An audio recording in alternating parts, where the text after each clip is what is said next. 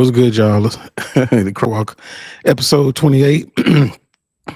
I'm Jax. That's Cross. I had to clear my throat um, right before Christmas. So I got to get this question out the way. Are you done Christmas shopping and wrapping? Bro, no way you just asked me this question. I have not even gone yet. I was planning on No. just, bro, hey, I'm planning on knocking it all out either tomorrow or Wednesday, dog. I'm one of those people, man. I just knock it out one fell swoop and just go with that, you know? What about you? Pretty close to done with Okay. the buying stuff. I got some people that are kind of hard to buy for, but like I'm getting close. Wrapping, nah. I hate wrapping gifts. We already talked about this, but I don't like it either. Mhm. But yeah, no, I'm not finished, dude. I'm dreading it too. I'm dreading Yeah, it I'm for gonna sure. go. I'm just gonna go knock this out, man. Get in, get out. That's usually how I do it, and it works out well. You know, I feel like it's all about when I'm one of those people. I work best when like there's that time crunch and like that deadline. I'm just one of those I people, knew you man. were gonna For say real, and that. I hate it. Man, some people gonna get some socks. Exactly. All right, so yeah, we had some pretty interesting things from a combat sports perspective, so we can jump into that off top. So everybody knows at this point that Anthony Joshua knocked out Jake Paul, on Friday.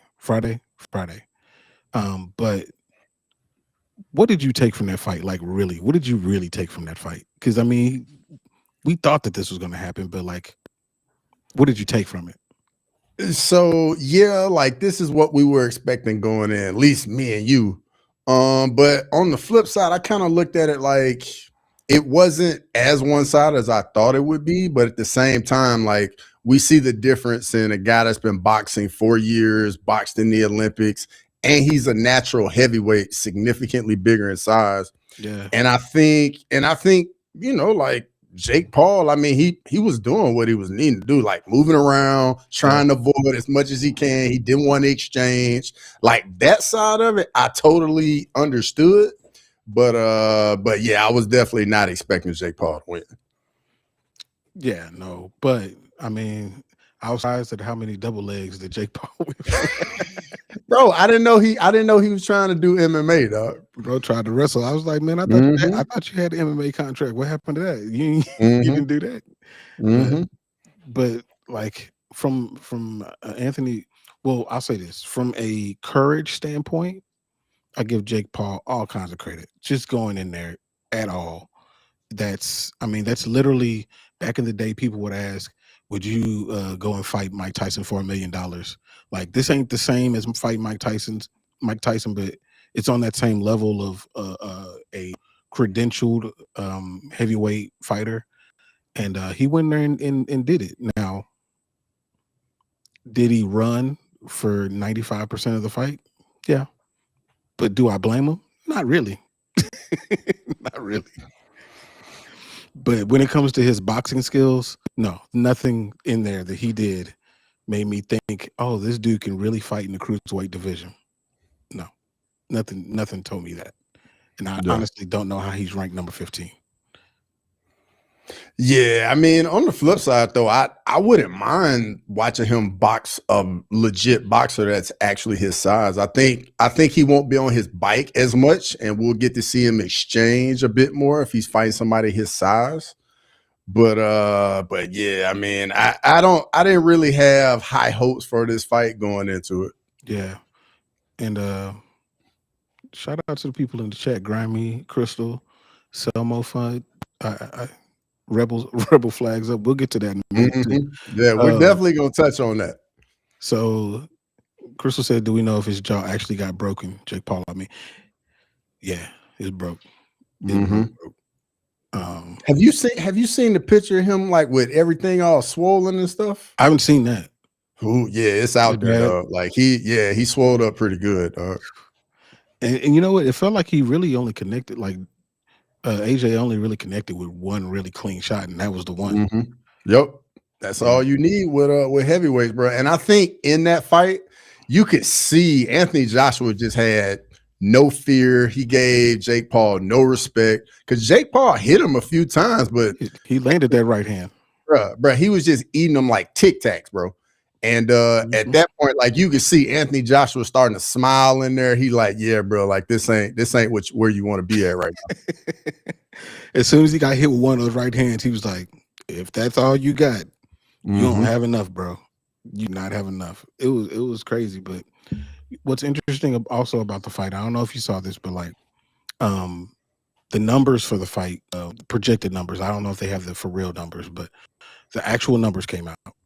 And so if you look at the Canelo versus Crawford fight, a legit legendary like legacy fight, 24 million on Netflix. Watch that fight. This particular fight, 60 million people watch that fight. So my question is, do you think that Netflix is contributing to watering down boxing?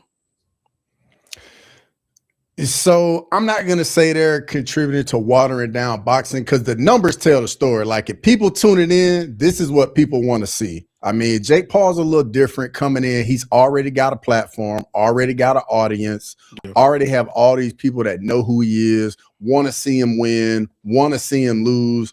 And when you're in the entertainment business, the people that want to see you lose are going to make you more money than the people that even want to see you win. So Mhm. Netflix is doing, the business as usual. They're doing what makes them the most money, and I don't have any problems with them doing that. Yeah. But at the same time, like I think we got to make the Canelo Crawford fights happen much more. And I will say this: I will give boxing credit. Boxing has been doing a really good job the last few years of making the Mhm. fights that we all want to watch. So I definitely can give them their flowers on that. Yeah, yeah.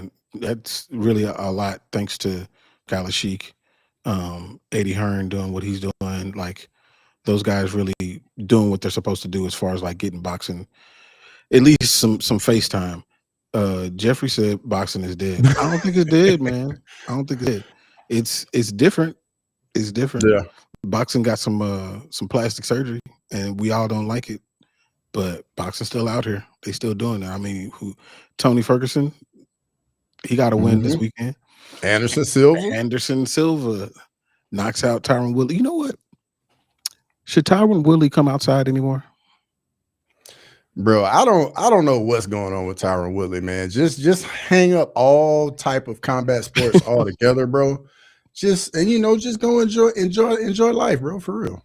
Yeah, I think he should go somewhere and coach wrestling a little bit, to like high schoolers or something. Because Mhm. like being out, I mean, I know he got a check.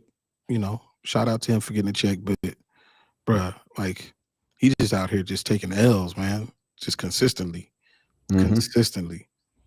What did Grammy say? He said, if I would have known they were going to have a ring size, the size of Olympic size pool, I would have bet the over 2.5. It was a big ring. Cause I mean, Jake out doing laps. For real. Yeah. Um, so what do you think is next for Jake Paul? Jake Paul, take some time off, heal up. Like you definitely took, a beating. Deal with that. Excuse me. And I'm curious to see if he takes another fight with a legit boxer in their prime, closer his size, or if he's gonna keep doing the old retired guys that aren't really in their prime anymore. If he goes after like legit boxers his size, I got no issues with it. And I actually would enjoy that just to see how he stacks up against legit boxers his size. Because Mhm. at the end of the day, weight classes matter for a reason. Yeah, they do. Yeah, I would prefer for him to do that, fight a cruiserweight, and somebody who's legit around the same ranking as him or something like that. That would make more sense. But dude, once Anderson Silva won, I was like, well, see where this is going. Mm-hmm. Anderson Silva's in the right age bracket. Like, yeah, I can totally see where this is going. But Yeah. but on the winning side, did AJ doing? I mean, he's kind of the king of these gimmick fights. Knocked out Francis Ngannou, knocks out Jake Paul. Um, did he do anything that makes you think that him versus Tyson Fury is back on track, or is some people actually want to see? So I mean, I did see they came out saying that that fight will happen sometime in 2026. It feels like it's long overdue. For me, Anthony Joshua, I feel like he's a very emotional fighter. Like when everything happened in the Andy Ruiz fight and then he lost, man. Like he kind of went down, dealt with a lot of adversity, bounced back from that, but then got beat by Alexander Usyk twice, Yeah. and then got knocked out by Dubois. So I mean, he's been dealing with a lot of adversity. So I think whatever positivity he can get, whether that's knocking out Francis, knocking out Jake Paul, I think he definitely needs that to get moving in somewhat the right direction. And Yeah. then we can see what happens in the Tyson Fury fight. Yeah. I mean, I don't see nothing wrong with it. It's a big fight, and it is overdue. It should have happened already, but might as well get it. The people gonna get paid. They'll feed some families, so might as well go ahead and do it. Uh, going to be crazy.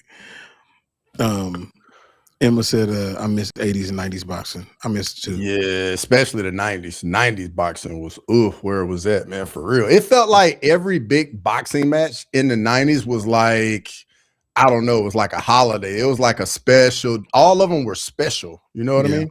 that's true. That's true.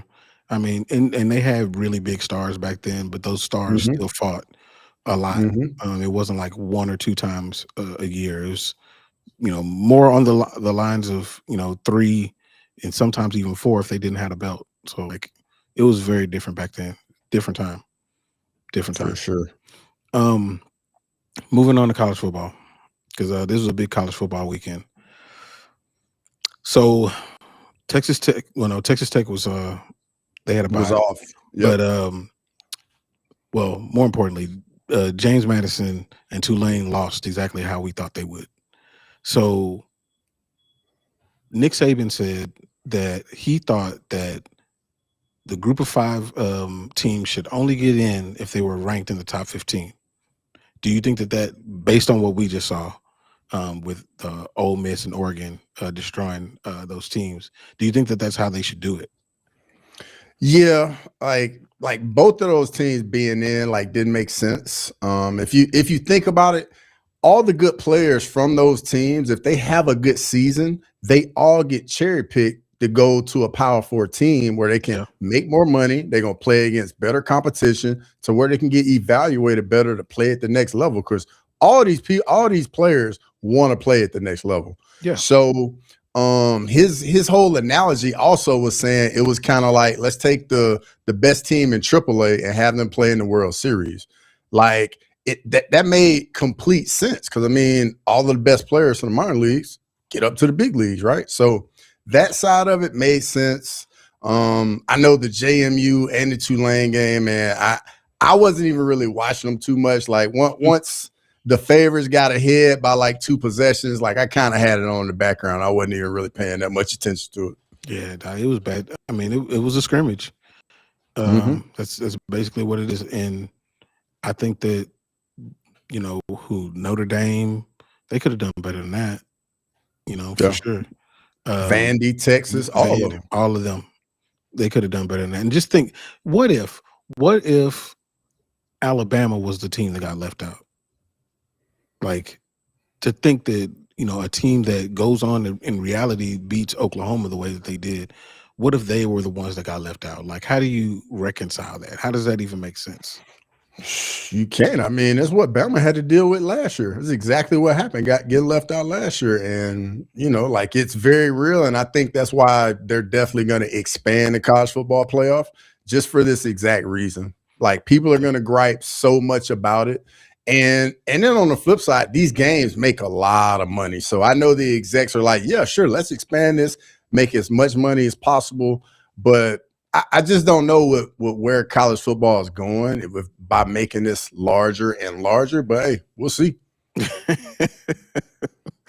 is what Grammy said. If Alabama gets left out, Cross cries for a week and shuts down his channel. that very well may happen. Oh man, hey, Friday night, bro. Like it was that the first quarter and a half. Yeah, it was stressful, dog. For real. I was at a little watch party for the game, and when Bama went down 17-0, I jump on social media. I mean, everybody's killing Alabama. Like they didn't deserve to get in. They shouldn't have been here. This is the worst team ever. And then they come back and win by 10 and just shut up everybody. It was beautiful. Absolutely beautiful.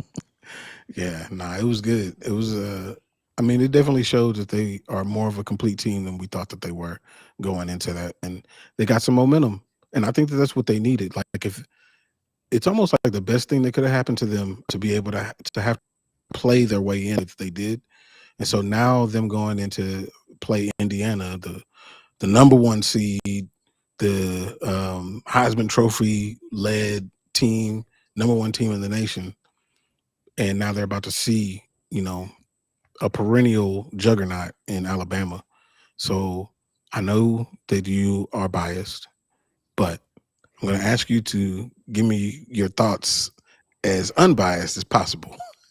Okay, I'll I'll try and keep it as straight and narrow as I possibly can. So Bama goes to OU, gets a phenomenal win, very emotional win. So now Bama's got a little bit of momentum, and we don't have to go back very far to remember. Alabama was looking like the best team in America in October.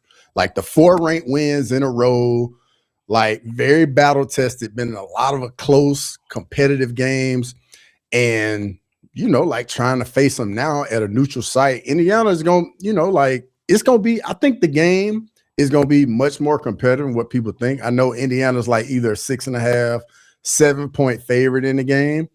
And if you go look at the numbers, like statistically, the only things that are very different is Indiana runs the ball much better than Bama does, and they stop the run much better than Alabama does. But outside of that, the numbers are very close. And I'm telling you, if Alabama plays clean like they did against OU, don't turn the ball over, play smart, like they're going to be a tough out. They are so battle tested and getting guys back in the lineup. I think if Indiana, the longer and longer this game goes, if it's a 1-possession game and it gets later and later in the game, I'm just telling you, Alabama's going to make it interesting. I'm not saying they're going to win, but I'm just saying, seeing them win a game like that, and even the Miami game, we're gonna touch on Miami as well. But these teams getting wins like that and getting that momentum into the next game is big. Yeah. And I feel like them playing and not having a bye week is helpful. Especially if they're coming off of a situation where they played in the conference championship and they lost. And they need to get, their mojo back. Alabama, I feel like they're trending in the right direction at the right time. Southern Charisma said beautiful is a great choice of words when you were describing the game. Absolutely. Yeah, I see where you're coming from, Southern Charisma. I don't even need to. I don't even need to know the rest. But yeah, no, I agree. And then to the A&M Miami game. Yeah, so I did the watch along for the A&M Miami game, and man, both defenses showed up, played phenomenal, and the first half, I mean, it literally, to me watching it, it felt like Miami was just hanging on, and it's just a 3-point game, and I'm like, man, these defenses playing out of their mind. Yeah. A&M just couldn't string drives together. Like they would make a few good plays, and then all of a sudden it'd be like fumble here, like they just would shoot themselves in the foot, and Miami just hung around, and it got to the second half. Then next thing you know, Miami's running game starts to pop. They start ripping off some big runs, and then they get the touchdown from the freshman, Tony, and they get a big clutch win. And then something else I got from these playoffs is all the Alabama assistants. Mario Cristobal, former Bama assistant, he gets a win. Dan Lanning, former Bama assistant, he gets a win. Pete Golding, Ole Miss head coach, former Bama assistant, he gets a win. So, I mean, it's got a lot of Bama ties into the playoffs this year. So you saying even if they lose, they win? Trying to say. I'm just saying, like, hey, every school wants to get them a coach, man, from Bama, dog. That's all. That's what I'm saying. You see what Grammy saying? He said, "I'm not saying they're gonna win, but I'm just saying." Exactly, Grimer, you get it. So, speaking of coaching, let's touch on this really quick, and I know you guys have thoughts on this, but like Grimy brings up the Michigan coaching search, and you brought up a lot of Alabama coaches that have filtered out into the world. Who do you think Michigan is going to tab? Like, who are they going to be gunning for to come and fill that spot vacated by a man who's chasing something else? So I know there was all the rumor. There's been all the rumors rather about Kalen DeBoer, the current Alabama coach, going to Michigan, and I actually think that there was a little bit to that Michigan did want him, but I think him getting that win against Oklahoma on Friday is just going to nip that in the bud entirely. But going forward though, Grimy said it, like the Jesse Minter name. I know that's a name a lot of people up there in Michigan like. I know Grimy been talking to me about him on the interwebs for weeks now. So I think that's a good name. And I know that program, they like a certain brand of football. They want to be physical, run the ball, play good defense, that old school brand of football. And like we'll see. I don't really know where they're gonna go because I mean you just been hearing so many different names. Yeah. And we just saw the coach at Arizona State. His name was in there, and he just signed an extension, so he's out. But I don't know where they go now. Yeah, it's true. Shout out Chris Cushman. What's good? Kush. But I agree, man. I do think that Jesse Minter that's an excellent name for them to kind of lean towards. They're gonna have their pick though of who's left, I would say, but they're gonna have a pretty solid pool to choose from of who's left. It just sucks as far as the timing. You want this to happen earlier in the year before signing day, so you can have a bigger pool of people to choose from. But it's still Michigan. Yeah, their program is a little dirty right now, but a little. Come on now. I was trying to be nice. I was trying to be nice. It's kind of filthy, but but that being said, it's still a desirable job, so people still want to go there. So they can get somebody, but they got to do. Man, they better bring a broom, a vacuum, some cleaning supplies, some Fabuloso, all that. So because it's a lot to clean up. But I was going to ask you about the Oregon and Texas Tech game. Okay, so the Oregon-Texas Tech game, I think this is going to be a very interesting matchup because I think a lot of people in the South and maybe, in the Midwest haven't been taking Texas Tech serious. They think, they haven't beat anybody. Like, we don't really know much about them. This is the game where we're going to find out because we're going to see if they can handle Oregon up front, be physical, and that defense for Texas Tech has been flying around all year. So I'm very curious to see how that matchup goes. Just because, Texas Tech doesn't really play that type of football a lot in the Big 12. So we're going to see if they can hold up to that phicality of the Oregon Ducks. Man, I see a track meet. That's what I see. It's going to be really, man. I see it being high scoring. I think that, and mind you, Texas Tech has some really good defensive players. I think I can't remember his name, but their end, they have a right end that's really good, and a linebacker really good. But they give up a lot of points, man. They still give up a lot of points. They just happen to score a lot of points. So I think that in Oregon, that's just what they do. All that speed. So I mean, I think that it's going to be a track meet, but I still think Oregon's going to win. Oregon is my sleeper, man. Really? Oregon's your sleeper? That's my sleeper, man. Okay.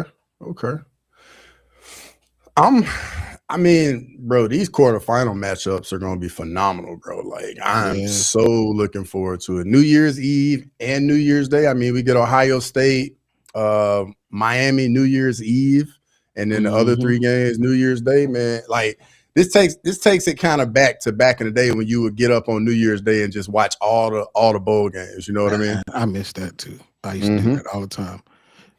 Sean Moody going with Oregon. I like it. Okay, Moody. Southern Charisma said the coach done crashed out. Man, talked about that Man. last week. Oh man, never order a Plan B via DoorDash. Never do that. Mhm. If you To learned your anything, job. To your job, bro. if you learned anything, don't do that. Don't do that. Man, what's going on in the chat? You see this? Yeah, I see it. I don't know, dog. I don't know. Crazy. King AI. Yeah, I don't know. Nah, that's nuts. Last thing about college football, Georgia and Ole Miss. Um, so do you think that this is where the loss of Lane Kiffin really starts to show? Yeah, for sure. I mean, even when they had Lane Kiffin, it wasn't enough to beat Georgia. So now you're gonna get the same game without their head coach. And I think what Ole Miss is trying to do, they're trying to like bring everybody together and rally against the whole like Lane Kiffin leaving the program, this and that. But I don't think it's going to be enough. I think that Georgia Ohio State clash in the semis is what everybody's looking forward to, and we'll see if both teams advance. Yeah, I think that's where we're headed. I think everybody kind of probably thinks that way. But I mean, Ole Miss, they kind of they kind of have an excuse already in the bag. Mm-hmm. So they're playing with how money a little bit. So they can just go out there and just do whatever they can. And, nobody will call them a loser, per se, because they literally lost to one of the, if not the most important person on the team. So, but I think that Georgia probably wins this going away, to be honest. Okay, yeah. I don't think Ole Miss going to be able to hold up to the physicality and just be able to stop Georgia's rushing game, because Georgia's just been pounding the rock, and they've been playing real conservative in the air, like not taking a lot of risks, running the ball, controlling time possession, playing defense, good special teams. That's just a good brand of football late in the year. Mm-hmm. Yeah, it's just they're a solid football team, and they've figured it out. They had some ups and downs during the year, but they figured it out, I think. I mean, a lot of these teams, they've started to figure it out. Alabama, another one that started to figure it out. And I feel like, teams like A&M, they never – I always thought that they were not as well-rounded as it appeared. Mm-hmm. Did you see their quarterback? They got him partying like the day before, like drinking. No, I didn't see that. Yeah. I didn't see that. I don't know if it's accurate though. It's social media. You don't know, but it's out. Yeah, but the thing with A&M, like going into the playoffs, I mean, if you look at their record, they were just feeding on the bottom half of the SEC. Like they played two ranked teams, Notre Dame and Texas, and they played Texas, they lost. So I mean, hey. Yeah. I don't know. It's just with these conferences getting so big, sometimes a team will get a schedule like that where they just have the bottom half of the conference on their schedule, and it can kind of mask a lot of their issues. Mm-hmm. Oh, Savage, we actually didn't make a pick. We didn't make a pick, but we can. Yeah, and there's time. I mean, we got Crosswalk next week, and the games are next week. Yeah. So let me do some research before we make this pick. I do know who Cross is going to pick for Alabama, Indiana. I can tell you this one already. It's not Indiana. I can tell you that. Bro, who would have thought like college football playoffs, monster matchup, Alabama, Indiana, and Indiana would be favored? Who would have thought that at the beginning of the year? Never. In basketball, maybe. Yeah, maybe. But no, like never. And I wonder if it goes off a cliff for Indiana, but I don't think so. I don't think so either. I think they're established now. Bro, I wholeheartedly believe in Curt Cignetti. Like I think another former Alabama assistant, by the way. Like even when they lose, they win. Bro, like Curt Cignetti, he got that swag, bro. And I mean, he come in the press conference and just that confidence just oozes off of him. And I know that filters into the team. And just like Savage said in the chat, it's gonna be Georgia Bama. Bro, I'm just saying if it happens, it'll happen in a championship game and it would be a movie. That's all I'm saying. It's gonna be a good one. I'll tell you. I'll tell you that. I'll tell you that. I think it's gonna be a good one. But we'll see. We'll see when we get closer. But Mm-hmm. I have an idea who I'm gonna pick if it does get there. Yeah, I already know you ain't picking Bama, dog. I already know. I already know. You can't fool me, dog. I know you don't want to believe. It's okay though. It's okay. We'll see. I might change my mind. I might change my mind. Then a coin flip. Yeah. All right. So I think I've hit everything on college football. Let's talk about some professional football where these boys want to go. Man. Um. So first of all, did you see the Seattle Seahawks and LA Rams game? Yeah, bro. That Thursday night game, that's what you want to see in the NFL late in the year. Like the game for the number one spot in division, like so much on the line, playoff seeding on the line in Seattle, raucous crowd. Like that's just beautiful football. It was, man. I mean, it was so fun, and I mean, a lot of small things that touchdown by Charbonnet at the end. That kind of weird backwards pass, but it wasn't a backwards pass, but it was a backwards. Mm-hmm. Like that whole thing was crazy. And then you see these two star wideouts, doing the things to carry their team. Obviously, no Devontae Adams, but Puka Nakua. I mean, one of them ones, man. He is one of them ones. And of course, Jackson Smith and Jigba, the best wide receiver in the league this year. Um, I mean, here's the question that came from this though. So the MVP race is super weird this year. Nobody that's really just like head and shoulders above everybody else. Mm-hmm. Just like no team is really head and shoulders above everybody else. Matthew Stafford was favored going into this game to win the MVP. He lost. Do you think that he still should be the favorite, or should we be looking somewhere else, perhaps in New England? Man, for real, I don't know where you can go with this MVP race, man. It's literally all over the place, and it just seems like hot potato, hot potato. Nobody's really separated themselves. I mean, maybe something definitive will happen over the next 2 weeks. Or what we got 2 weeks left, I think. 2 weeks. But I mean, I don't know for real, honestly. Like, who would you say? Like, is there anybody else outside of Stafford? I mean, Drake Mayer. Is that where you leaning? Is that where you going? I don't want. I don't want to. Not to say Drake May's been playing bad. Not that it is, because I mean he hasn't. I think he has 28 touchdowns, like 8 picks or something like that. Now he's only won 300-yard game, and it just happened. Which that would be pretty interesting. The last person to have a 300-yard game and win the MVP was a person that ran for 1,000 yards in Lamar Jackson. So that would be weird. But his team, he had team success.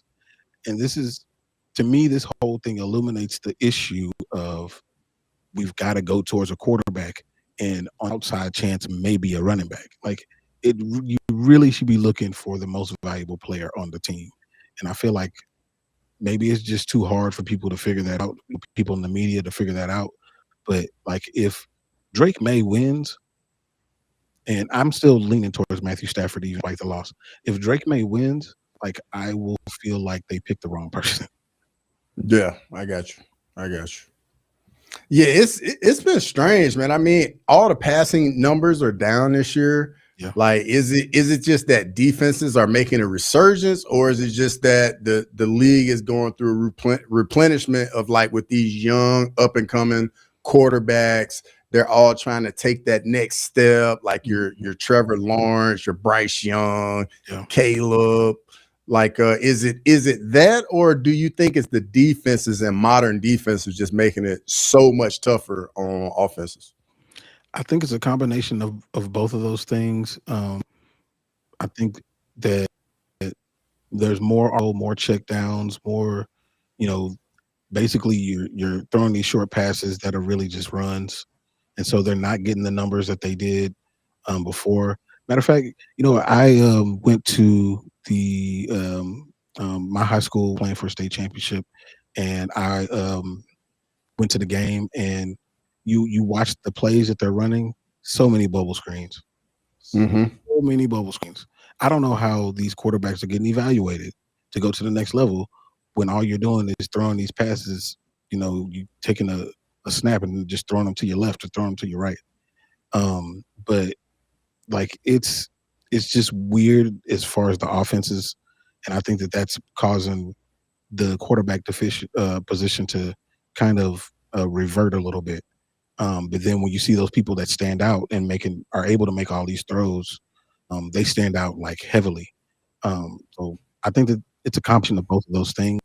And Matthew Stafford's from the previous era, so he will air the ball out, and you know he's more of a gunslinger than a Drake May or well, not Josh Allen. Josh Allen is definitely a gunslinger.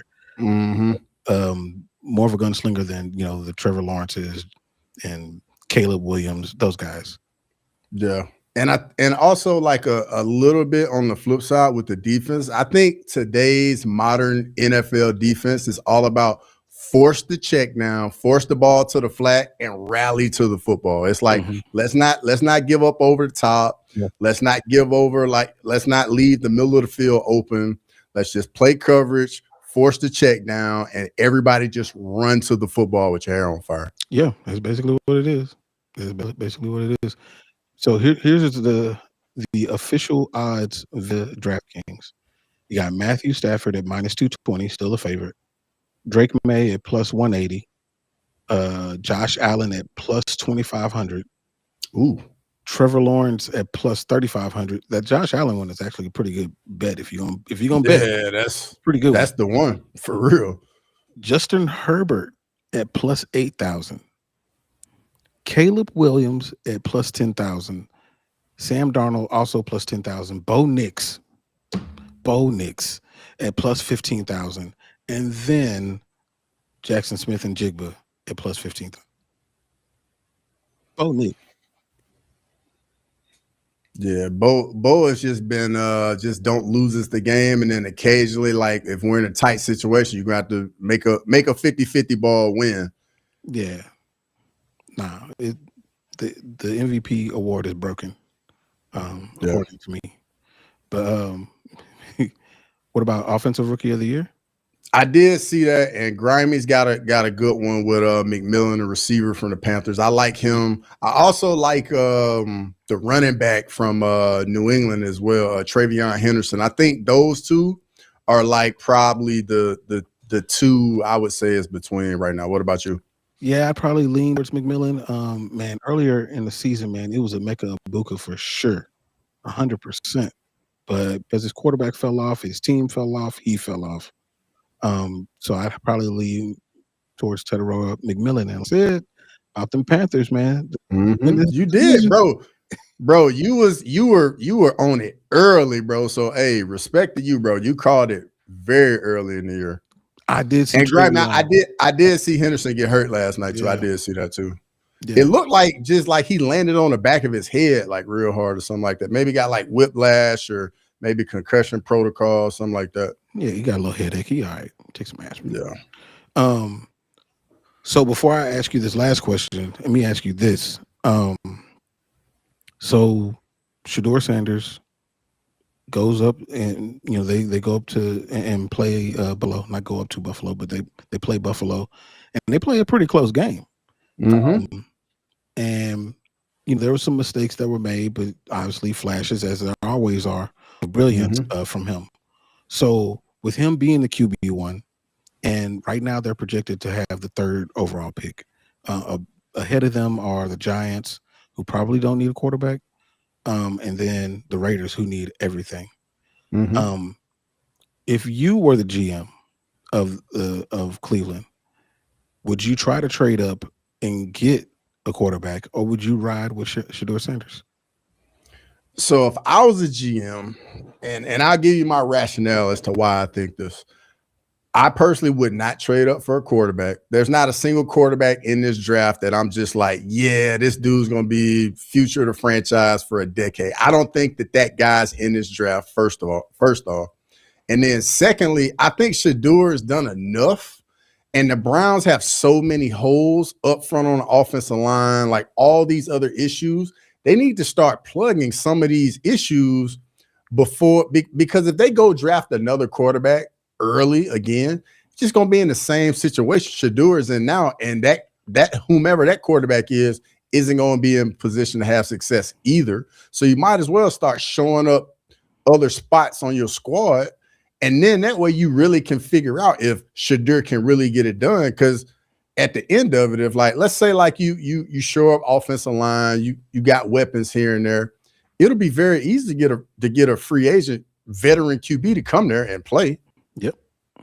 So to me, it just doesn't make sense to me when teams like always drafting these young quarterbacks time and time again. Like, bro, like none of them are gonna have success when you got all these other glaring issues. You know what I mean?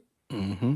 Yeah, I totally agree. I would roll with him. I'd have him QB1 from the start of the season, and try to build around him as much as I can, and then determine whether, hey, is he the one that's going to take us further or not? Because the previous formula that they've been doing, it just ain't working. And I feel like Fernando Mendoza, who would probably be the number one quarterback taken as it stands right now, maybe the Oregon quarterback, maybe, but I don't think that either one of those are franchise changers, at least from what I see. So yeah, I don't see anything wrong with them just where they're at, picking the best player that's gonna, because they, like you said, they got holes all over the place. Pick the best player and try to, build around Shador, Fannin. Obviously Judkins is going to be out for a little bit. That was a terrible, terrible situation. But build around them, Myles Garrett on defense, and just do it that way. Build it that way. Like you got a little time. I mean, and if it don't work, and if you suck, then you're just gonna be at the top of the draft next year, and there's other quarterbacks coming out. Bro, and the 2027 draft class is going to be phenomenal, bro. You're going to have Arch Manning. If Ty Simpson don't come out, he'll be in it. Yeah. Like Lenore Sellers is going to be in the 2027 draft. Like the 2027 draft is going to have much better quarterbacks than the 2026 draft, in my humble opinion. No, I think you're right. So, I mean, I think just roll with him, man. And I don't know if you get rid of Stefanski. He got to go. Yeah. Got to go. 100%. He got to go. And Grimy, I do think Myles Garrett gets the sack record. Yeah. Like and to be fair, he deserves it. But he definitely deserves it, dog. Like all the attention he gets, and he still puts up the numbers he does. Like, I don't think people realize like what it is when you are the one guy on defense. Every offense schemes around like where you are predicates what the offense does. Yeah, he is the best player in the league. And I don't really think that it's really that close. I think he's runaway the best player in the league. Bro, he's the one guy where like he just looks different from and plays at a whole different level from even the other elite guys at his position. It's weird and it's wild. Like it's like everybody else is playing on pro, but he's playing on Hall of Fame. Like, and you could just tell it's just different. It's different. Yep. He sacked Josh Allen and then helped him up. Yeah. Nah, he's just different, man. He's different. So this is the question that I was going to ask you. Who, as of now, from all the information that we know, which we've almost got the whole season of information, who would be your final four teams in the NFL? So in the AFC, I'm a little tentative, but I believe in the defense. I think Denver's going to be there.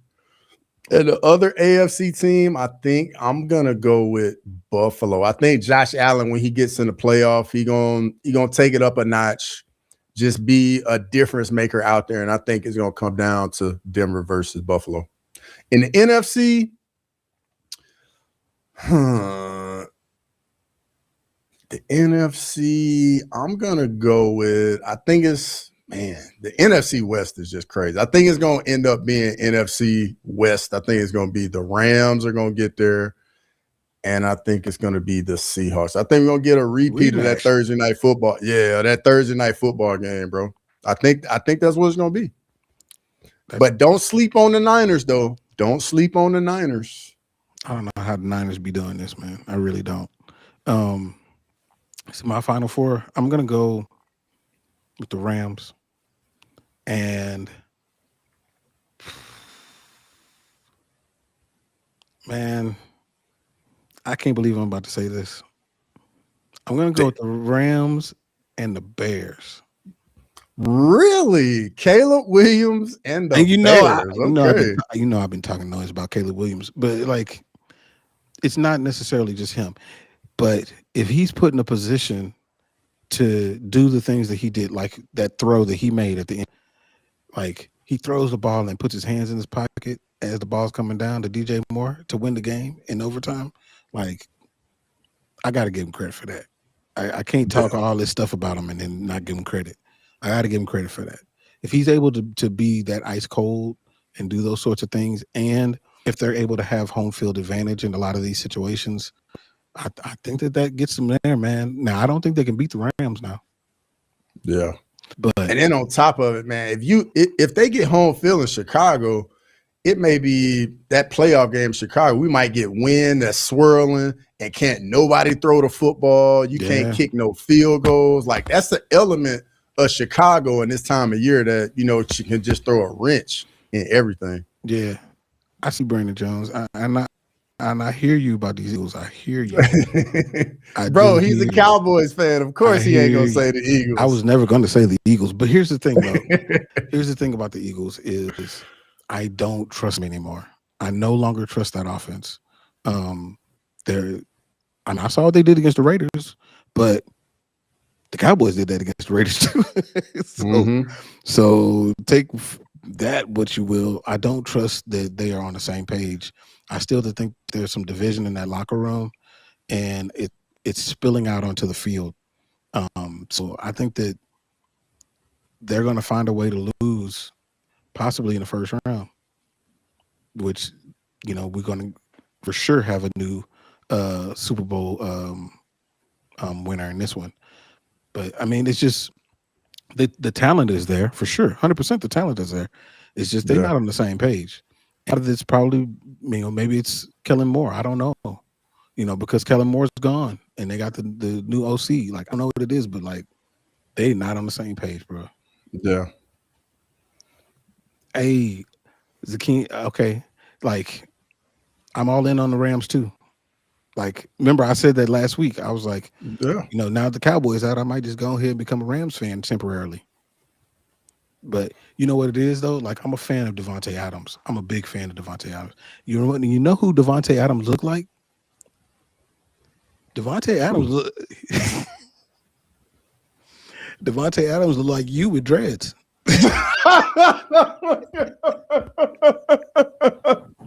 Oh my God, bro! I did not see that coming, dog. Y'all about the same size too. You a little bit bigger, but yeah. Hey, I'm gonna have to get with AI, man, to see what I look like with dreads, man. You gotta look at it, man. You be like, I do look like him. Speaking of Uggs too, shout out to my homegirl Danielle. So she saw one of our clips on Instagram, and she sent me a message. She was like, "Hey, so your homeboy, is he cockeyed? Because he be wearing them glasses. I don't know." I'm like, "No, he's not cockeyed." I see just fine. Hey, that's good. That's good. That's good. Make sure, bro, we're going to have to clip this and we're going to have to shoot that to her. But yeah, I can assure you, I am not cockeyed. I can assure you. Man, if he's cockeyed, you know how many strikeouts he would have had? Like, and I already had a lot of those.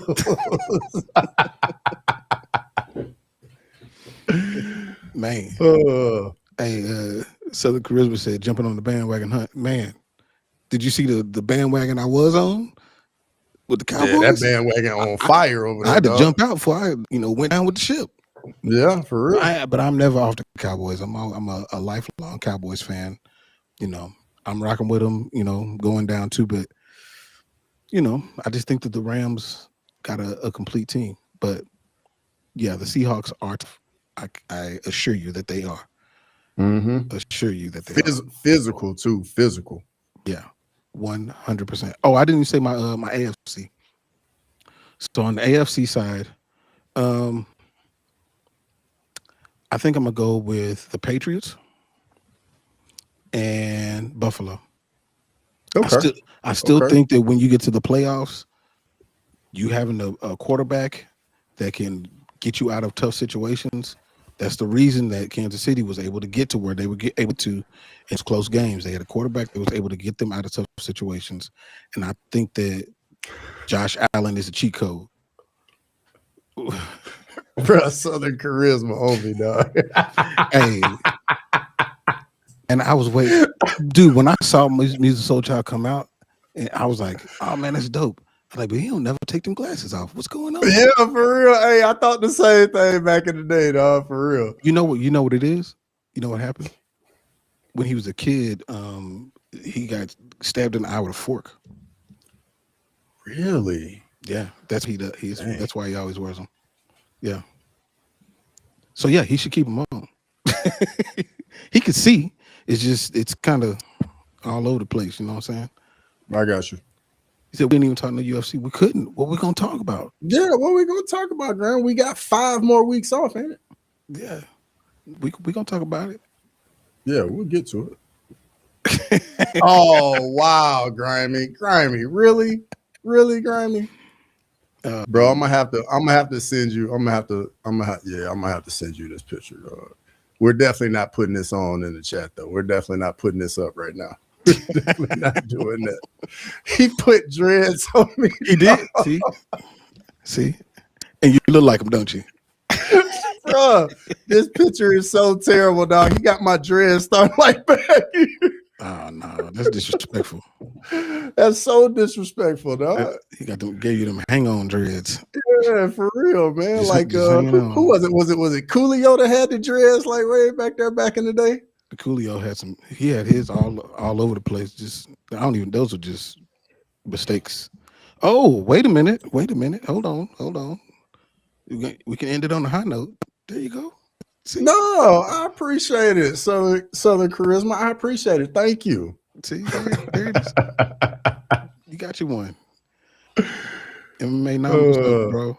MMA Nominee. Olin, what's going on? Hey, Shout out MMA Nominee. Yeah, y'all sub up to MMA Nominee. He is in the fantasy football. I think he ended up with the best record in the league in fantasy football. Yeah, he put it together. Up. I lost in the playoffs. Man, you know who I lost to? Sterling.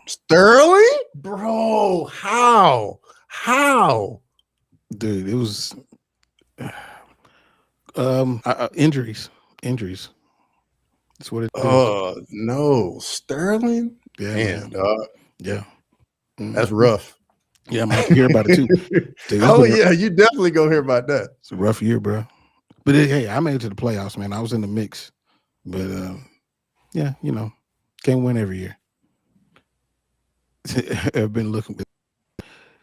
Dude. Yeah, I'm gonna need to see that picture.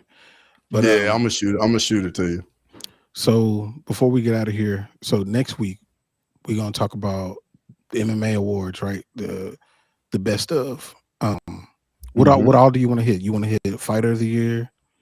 We can do male women's fighter of the year.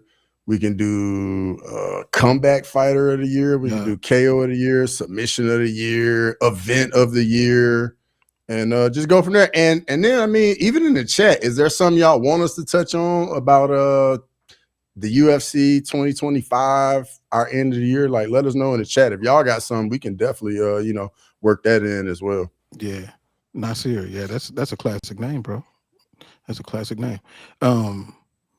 Hey, and everybody that's over on Big Dog Chicos, we appreciate y'all being on here. If y'all can, if you don't mind, jump over to Crossover MMA and Making the Walk, and sub up to us, man. We got a lot of stuff that we put on our channels, not just about football, but combat sports, a lot of different things. So, and of course, we got this we do every Monday. So make sure y'all go there and sub up to us, so you can stay tapped in to our socials, everything, all that stuff, because this is what we do every day.